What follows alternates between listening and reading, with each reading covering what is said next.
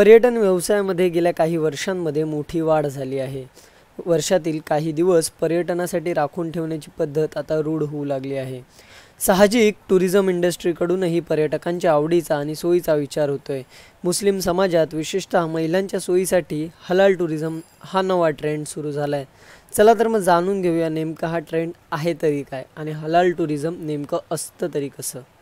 हलाल टूरिज्म जो एक आप ये कह सकते हैं कि एक नया सेगमेंट आ रहा है हॉलीडेज के अंदर, लीजर हॉलीडेज में स्पेशली जो है वो बहुत सारे होटल्स, रिसॉर्ट्स और बहुत सारे ऐसे जो रिसॉर्ट्स है या होटल्स है जहाँ पे स्पेशली स्विमिंग पूल्स होते हैं या दूसरे एंटरटेनमेंट के ऑप्शंस होते हैं, वहाँ पे स्पेसिफिकली मुस्लिम फीमेल्स को ध्यान में रखते हुए और उनके कपड़ों का हिसाब ध्यान में रखते हुए उनके लिए एक साइड अलग कर दिया गया है।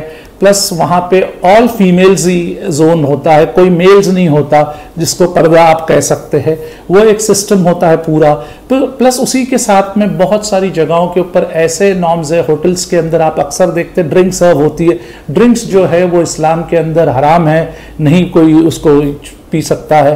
तो उसी तरीके से ऐसे बहुत सारे होटल्स है जो एक होटल का सेगमेंट जो है वो उसको नॉन अल्कोहलिक, वो अल्कोहलिक फ्री जोन करते हैं और उस तरह से दे प्रमोट टूरिज्म। उसी तरीके से एक और चीज होती है जो कि फूड को लेके होती है, खाने पीने के ताल्लुक से होती है।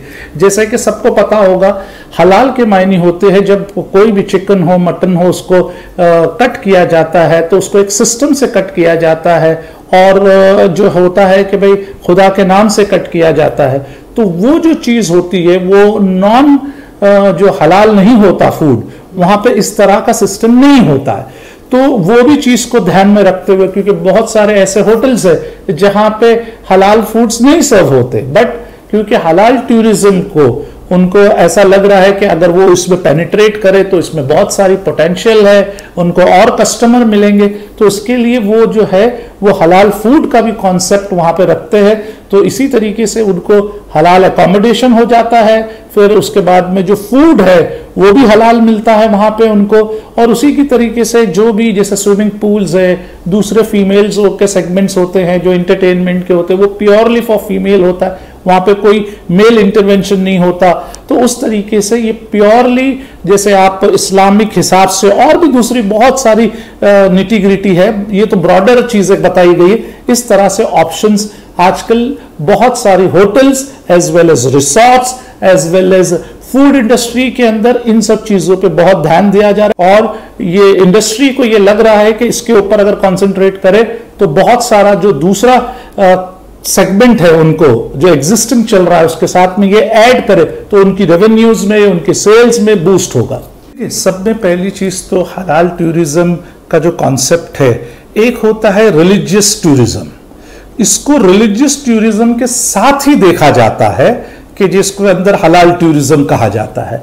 ज्यादा करके इसका नया कॉन्सेप्ट जो चल रहा है, बहुत करके जो है वो आप देख सकते हैं तुर्की जैसी कंट्री है, उसी के साथ में यूरोप के अंदर भी बहुत बड़ा सेगमेंट है जो हलाल टूरिज्म की तरफ बढ़ रहा है। क्योंकि इंडिया के अंदर बहुत कम ऐसी जगहें हैं जहां पे इस तरह का सिस्टम है।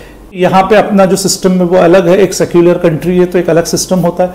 बट जैसे टूरिज्म के अंदर भी बहुत सारी चीजें जो यहाँ आ रही है, वैसे ही जैसा आपका सवाल है महिलाओं के लिए, डेफिनेटली महिलाएं को जब इंडिपेंडेंसी होगी उनके ताल्लुक से या गेम्स के ताल्लुक से या जो भी इंटरटेनमेंट के ताल्लुक से, वहां पे अगर कोई मेल्स का इंटरवेंशन नहीं है और वो आपस में ही एंजॉय कर रहे हैं तो डेफिनेटली ये टूरिज्म बढ़ेगा।